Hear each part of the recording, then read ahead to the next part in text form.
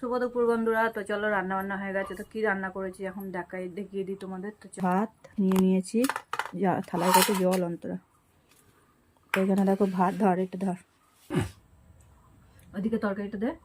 দুটো কাঁচা লঙ্কা নিয়ে নিলাম। এখানে দেখো এঁচড় দিয়ে আলু দিয়ে, গরম মশলা তো নেই, তো ঘি দিয়ে তরকারি করেছি। এখানে কলমি শাক ভাজা করেছি, এখানে পটল ভাজা করেছি। তো চলো পটল ভাজা কলমি শাক ভাজার তরকারি দিয়ে খাওয়া যাক।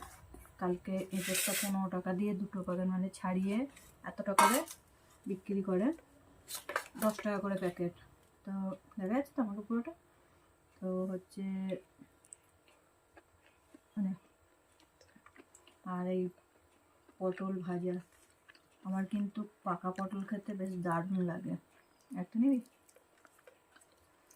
চলো খেয়ে দেখা যাক। আর মেয়ে এখানে পেঁয়াজ কেটেছে, এখানে এঁচড়ের তরকারি, হাতা, কাঁচা লঙ্কা নিবি শাকের সাথে?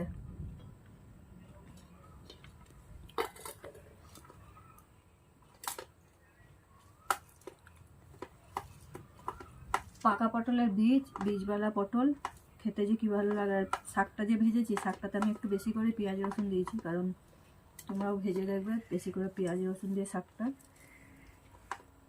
যে কোনো শাক একটু বেশি করে পেঁয়াজ রসুন দিয়ে ভাজলে তার ইয়েই আলাদা লাগে।